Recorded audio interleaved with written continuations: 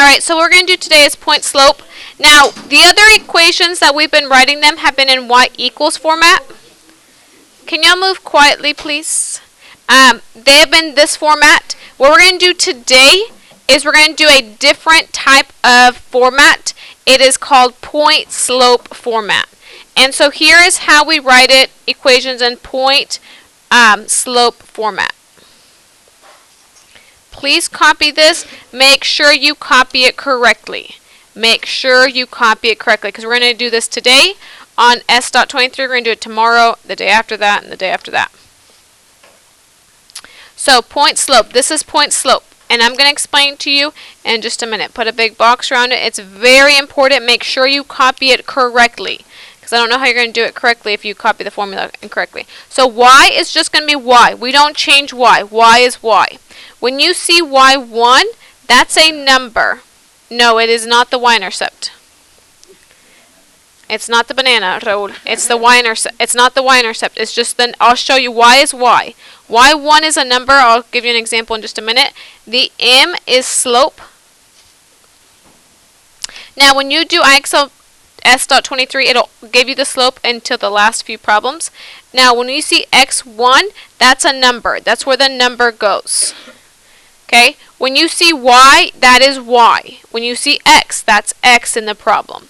So what I'm going to do is I'm going to show you two examples. And I'll show you one on IXL. Okay, so these are both numbers. So in the problem that you're also going to see on IXL that I'll show you in just a minute, it will tell you in the problem the slope is, I don't know, 3/7. It will give you a point. It will tell you the point in the problem. Actually, I'll make that a -3, +3. It will give you the slope and it will give you the point up to until you get to about 90 points on IXL. Then you're going to have to figure out the slope, and I'll show you an example of that in just a minute. But again, it's going to give you the slope in the problem and it's going to give you the point in the problem. So the slope is this. So what we're going to do is follow the formula. Y, we put y. Now, here's this point. What you're going to do is label x1, y1 over the point. Please label x1, y1. Always is x first, then y, and because it's your first point, they both have a 1. It's not 1 and 2, they're both 1. If you had another point, it would be x2, y2. Another one would be x3, y3. Another one, x4, y4.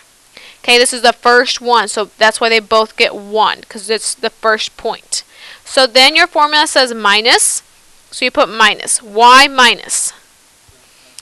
y1, y1 is what, Ali? y1 is 3. I'm following the formula. I do whatever the formula tells me to do. What does the formula tell me after y1? So you put an equal sign because that's what the formula says to do. Then is your m, which means your slope. It tells you the slope is what, Omar? 3/7. So you write 3/7. Then, after the slope, what goes next, Diodone? No, what goes next? Parentheses. After the parentheses, Linda, what's after the parentheses? X, so you put an X. Then, minus x1. Sochil, which one's x1? Now, on the first couple of questions, this is exactly what IXL will have you do. What it's going to do is going to give you boxes, and you're going to have to fill in this box, fill in this box, fill in this box. Now, after the first couple of questions, what you're going to have to do is write it yourself. When you write it yourself, when you have a minus negative, write it to the side, please. Write it to the side. When you have a minus negative, that becomes plus. That becomes plus. When you subtract a negative, bless you, that becomes plus. So once it doesn't give you the boxes, you're going to have to write it this way. X, not minus a negative, x plus 2. There's no minus, there's no negative, because a minus negative becomes a plus. That's when this will be the answer that you have to type in to IXL. Sometimes it'll ask you for this one, and then it's going to ask you for this one. Okay? When it asks you to write all of it by yourself, you don't put a minus negative. You're going to put a plus. Now, those are the very first questions on IXL. Let me show you a problem. Oops. So you're going to go to Algebra 1. In just a minute. Please don't do it right now in class. Go to Algebra S.23. Okay. So look. It's going to give you the slope and it's going to give you the point. Do you see the point? Does everyone see how it has parentheses? And then the formula says y minus y1.